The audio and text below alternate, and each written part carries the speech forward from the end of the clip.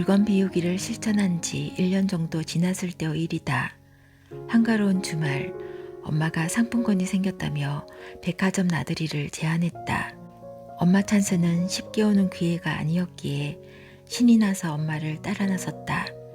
우리는 연말을 맞아 화사하게 단장한 백화점 안을 지하 1층부터 5층까지 구석구석 돌아다녔다. 그런데 백화점 몇 바퀴나 돌아도 사고 싶은 물건이 없었다.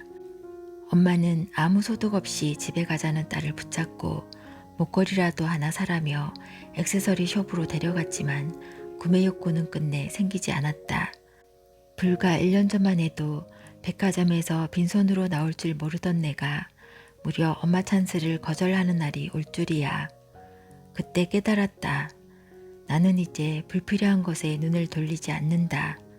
변화한 내 모습이 자랑스러운 나머지 집으로 돌아와 캔맥주를 따고 일기를 쓰며 소소하게 자축했던 기억이 아직도 생생하다. 물론 부족한 점을 찾으라고 하면 끝도 없다. 그 일이 있기 며칠 전엔 사놓고 안 읽은 책이 많은데도 서점에서 책을 충동 구매했고, 어느 날에는 친구 집에서 배달 음식을 시켜 먹으며 플라스틱을 많이 소비했을지도 모른다. 그럼에도 나는 내가 자랑스러운 나머지 동네방네 광고라도 하고 싶은 심정이었다. 나는 좀처럼 타인과 자신을 견주는 일이 없는 대신 과거의 나와 현재의 나를 비교하는 편이다. 시간이 가며 가치관은 계속 변화하는데 한 시절의 기록이 블로그며 유튜브에 전부 고정되어 있기 때문이다. 대표적으로는 미니멀 라이프가 그렇다. 예전엔 튼튼한 에코백 하나를 1년 내내 들고 다녔지만 지금은 그날의 의상이나 필요에 따라 서너 개의 가방을 돌려가며 사용한다. 비누 하나로 머리부터 발끝까지 씻었던 때가 있었지만 요즘은 약해진 두피를 위해 기능성 샴푸를 따로 사용하고 씻기는 손님을 위한 여분을 넉넉히 두고 차를 좋아해서 선물 받은 찻잔과 티팟도 여러 개 가지고 있다. 스스로 지금의 모습에 만족하다가도 예전의 모습이 그립다는 이야기를 들으면 왜 이렇게 물건이 많아졌지? 라는 회의를 떨치기 힘들다. 몇 년 전 사진을 보며 몸무게가 불어났다고 자책하거나 옛날 기록을 들춰보며 고민하거나 망설이지 않고 진취적으로 도전하던 성미를 그리워하기도 한다. 내게 미니멀 라이프는 삶의 가치를 찾고자 하는 목적을 이루기 위한 수단이다. 마음의 짐이 되는 요소를 없애 시간과 에너지를 마련하여 소중한 것에 집중하고 내 삶을 직접 주도해 나가겠다는 다짐이다. 누구와도 비교하지 않으려면 무엇보다 자신을 믿고 응원하는 일에 익숙해야 하지만 사실 우리는 스스로에게 가장 야박하다. 이래도 될까? 이게 맞을까? 끊임없이 의심하고 검열한다. 내가 행한 작은 실천에도 그게 만족하고 칭찬하는 습관을 들여야 하는 이유다. 음식을 흘렸을 때 물티슈를 쓱 뽑아 사용할 수 있었지만 행주를 빠는 수고로움을 감내한 나. 외출하기 전 자연스럽게 가방 속에 텀블러를 챙기는 나. 필요한 물건만 사고 무료로 주는 샘플이나 굿즈는 거절하는 나의 멋짐에 취해보는 일. 우리에게 필요한 건 이런 일이 아닐까. 부족한 점을 찾기보다 현재의 내 상황에서 할 수 있는 최선을 실천하고 크게 기뻐해보자. 이런 경험은 차곡차곡 내 안에 쌓여 가끔은 흔들려도 다시 중심을 잡을 수 있도록 하는 든든한 무게추가 되어줄 것이다. 무력이 없냐고 묻는다면 나는 일말의 망설임 없이 아니라고 말할 수 있는 사람이다. 몇 년 전만 해도 나는 물건을 수집하기만 좋아하고 버릴 줄은 몰랐다. 중학생 때 입었던 옷부터 어제 도착해 뜯지 않은 택배까지 한가득 쌓아두고도 의상 디자인을 전공하고 뷰티 블로그를 운영한다는 이유로 매일같이 자질구레한 물건을 사는 걸 멈추지 못했다. 이런 내가 물건 비우기를 결심한 건 정말로 우연한 계기를 통해서였다. 졸업 전시를 준비하며 밤에는 미술학원에서 아르바이트를 하고 틈틈이 시간을 쪼개 친구와 브랜드를 창업했다. 밤을 새는 날이 허다하고 지하철에서 어지럼증을 느끼며 주저앉곤 해도 나를 혹사시키고 있다는 걸 인지하지 못했다. 열정 있는 삶만이 멋있는 삶이라고 믿던 시절이었다. 졸업과 함께 한 줌의 열정까지 다 써버린 내게 번아웃이 찾아왔다. 자신에 대한 믿음이 의심으로 변하는 순간부터 우울은 시작됐다. 내가 지나온 길이 옳은 걸까? 앞으로 하고 싶은 일이 생기긴 할까? 다시 무언가를 시작할 수 있을까? 물음표는 계속됐지만 모든 의욕이 사라져 대답할 수 없는 스스로가 원망스러웠다. 활활 타오르던 불꽃이 사가 제가 되어버린 일상을 견디기 힘들어 매일매일 잠속으로 도망쳤다. 침대 속에서 유튜브 알고리즘을 따라 이것저것 눌러보던 내 눈에 물건 다이어트라는 생소한 단어가 들어왔다. 영상을 클릭하자 등장한 남자는 작은 방에 앉아서 밥을 먹고 있었다.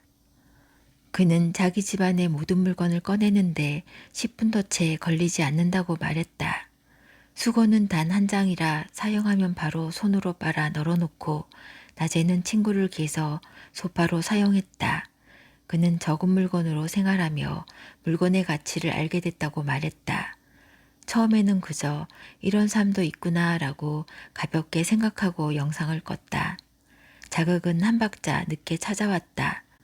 다음날 오후 늦지막이 일어나 밥을 먹고 생활비를 벌기 위해 일주일 중 유일한 외출을 하고 집에 들어와 멍하니 시간을 보내고 있자니 텅 빈 그의 방이 머릿속을 맴돌았다. 자연스럽게 주위를 둘러보았다. 그때 빈 공간을 허용하지 않겠다는 듯 물건으로 가득한 내 방이 처음으로 답답해 보였다. 나는 침대에서 일어나 가장 눈에 띄는 책상 위를 조금 치웠다. 잡다한 것들로 가득 차 있던 마음 한편이 가벼워진 기분이었다. 오랜만에 무언가를 더 해보고 싶다는 생각이 들었다. 그렇게 단계적으로 물건을 비우기 시작했다. 무엇을 남기고 무엇을 비울지 고민하다 보면 자연스럽게 취향과 안위가 기준이 된다. 유행 따라 비싼 값을 내고 어렵게 구매했지만 정작 취향과는 거리가 멀었던 빈티지 소품은 중고로 판매하고 발버리 넓고 평발인 나를 가장 아프게 했던 높은 구두는 미련 없이 버렸다. 허리를 조이는 옷도 손톱을 상하게 만드는 매니큐어도 지나간 인연을 생각나게 하는 선물도 놓아줬다. 고민하고 망설였던 마음이 무색하게 후회하는 일은 없었다. 오히려 여유가 생긴 방과 홀가분한 마음이 남았을 뿐이다.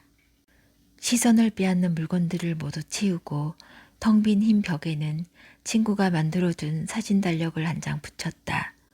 아늑한 분위기를 내고 싶어서 이케아에서 산 2만 원대의 조명을 침대 옆에 두고 가구도 이리저리 옮겨가며 동선이 가장 편한 배치를 찾았다.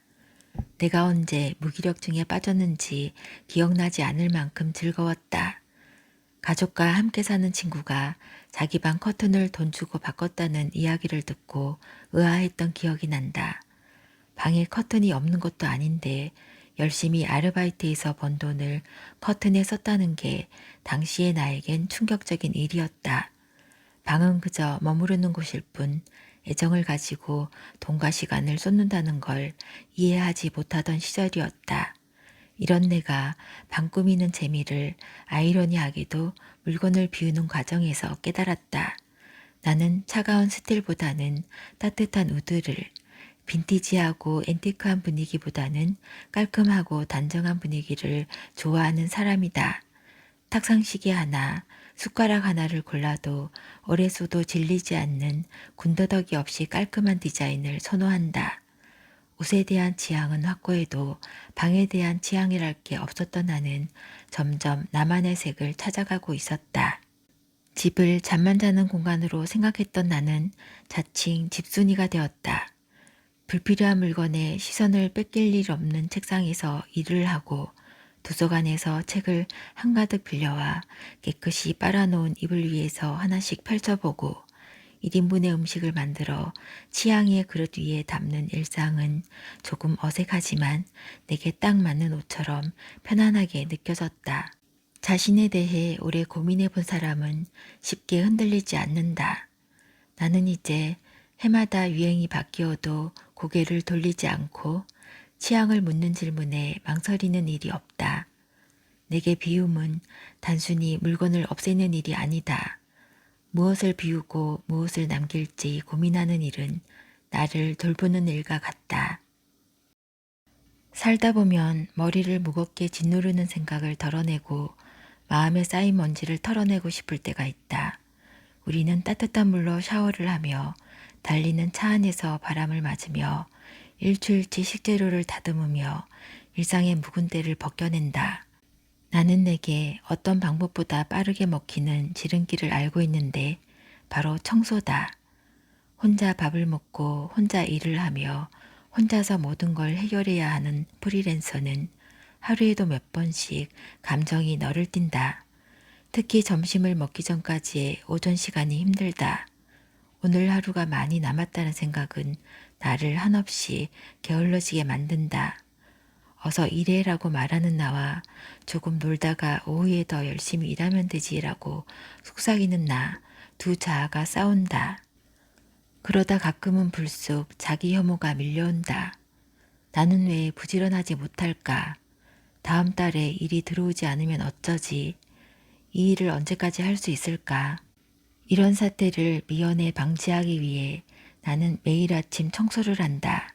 청소는 내게 단순히 집을 깨끗하게 만드는 목적을 넘어 끊임없이 물고 늘어지는 생각의 꼬리를 오려내고 가벼운 성취로 하루를 시작할 동력을 얻는 일이다. 내가 생각하는 정리의 기본은 세 가지다. 필요한 물건만 남기고 물건의 자리를 정해주고 사용 후에 항상 제자리에 두는 것. 이 세 가지만 지키면 엉망이 된 집을 보며 한숨을 내쉬는 상황은 면할 수 있다. 이런 밑바탕을 기본으로 나는 매일 아침 커피 한 잔을 마시며 좋아하는 음악을 틀어놓고 청소를 시작한다. 모든 방의 창문을 열어 환기를 시키고 먼지떨이를 꺼내 구석구석 먼지를 떨어낸 다음 청소기를 민다.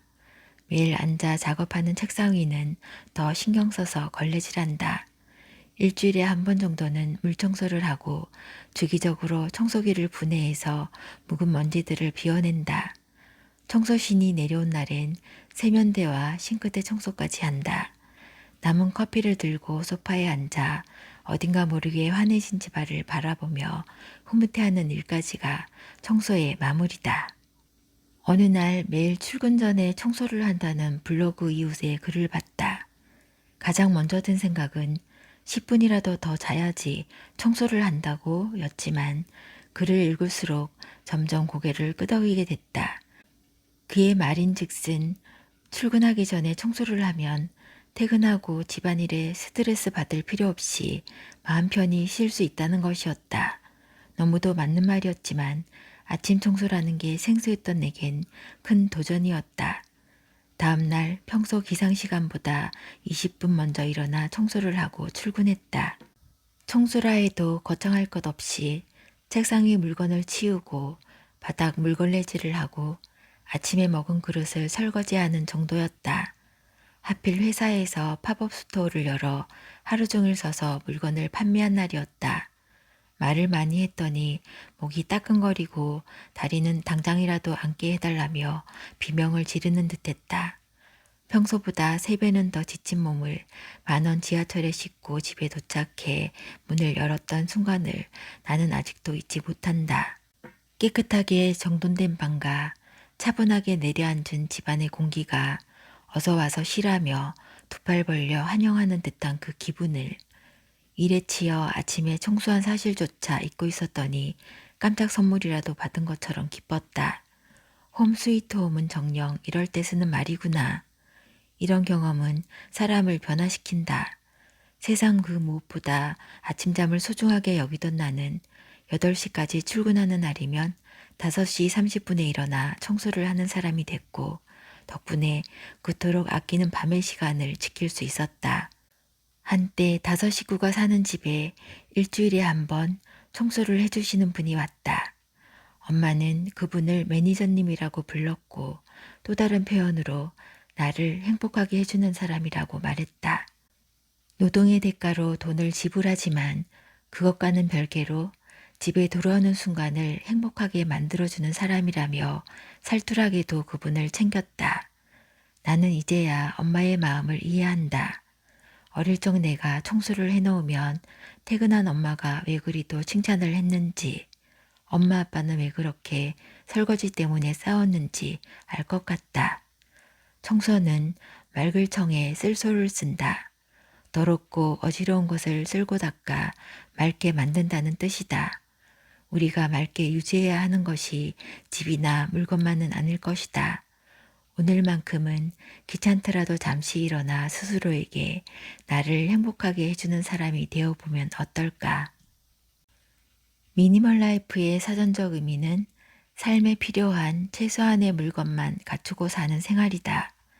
미니멀, 채소라는 단어는 완전 무결해 보여 사람을 주눅들게 한다. 완벽해야 한다는 강박은 무섭다.